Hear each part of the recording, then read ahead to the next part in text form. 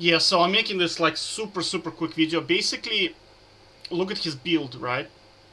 This is standard kind of I'm gonna troll you Gragas build versus Tryndamere in Summoner's Rift.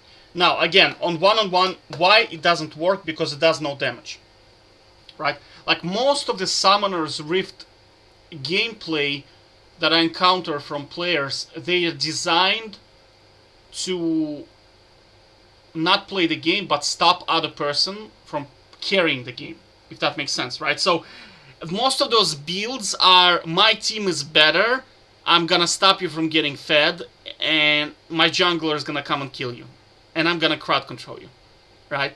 Or some variant of this, right? Because look, what does this build do? This build, you spin into him, he counters you, he uses Q, and he runs away, right? That's the build.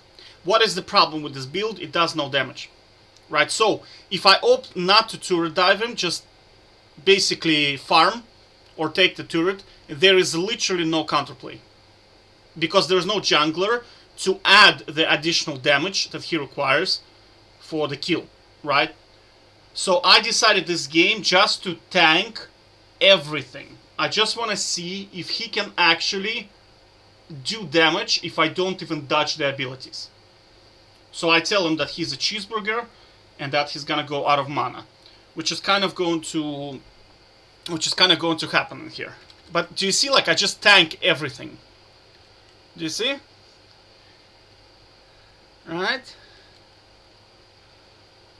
And I'm always high HP.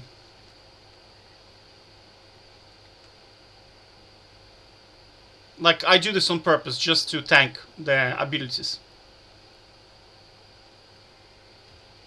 So the problem is, he just doesn't do any damage. That's the problem.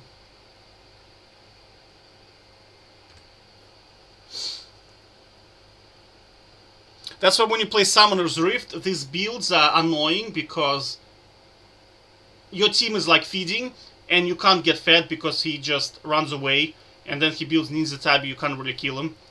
And then he crowd controls you. The jungler comes, like there is no way for you to get fed and you can't really take the turret, or you cannot proxy farm because their jungler is typically already stronger than your jungler, and combined strength of these two, because you're not fed, because this guy is stopping you from getting fed because of his build, you won't be able to take on jungler and this guy together, even though they're significantly worse players than you, if that makes sense, right? So that's why I like one-on-one, because you can punish this, right? I mean, what is he gonna do? He's gonna sit under turret. For how long can this keep going? He has 3 farm. So you see, like, it's just whatever, dude. So I'm tanking everything. I'm full HP. Now, this is where he can kill you, is he'll try to ult you into his turret, so you need to make sure that the minions... the turret has minions to hit, right? So he's gonna try to ult me, you see? That doesn't bother me at all. I ignite just for fun.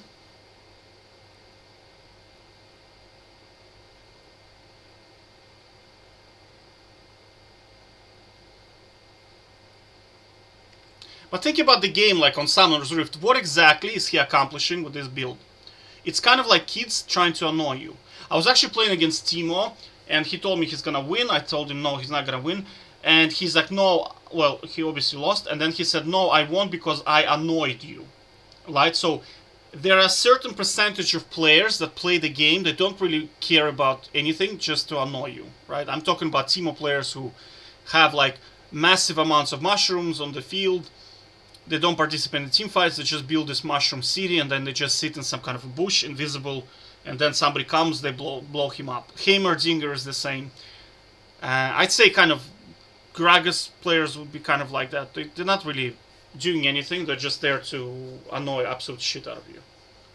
I'd say sometimes I see Lily at top, they would fall into this category, because Lily at damage...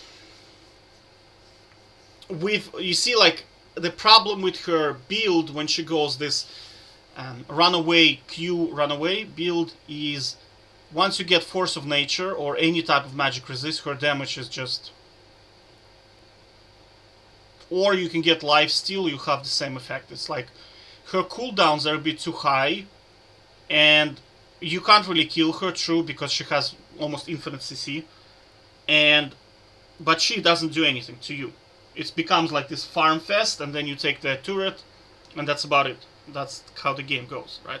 But again, because you're playing Summoner's Rift, and your team is feeding, most likely, her build is going to work, because you cannot get fed. And you cannot proxy. That's the problem. So that's what I'm saying, is that like it's pointless to play 5-on-5, because all of those builds that are recommended, they assume that your team is gonna be better. Because think about it this way, right? Let's say this Gragas is playing against Mundo top, right? So he has this build. Mundo doesn't give a shit. It's a break-even lane.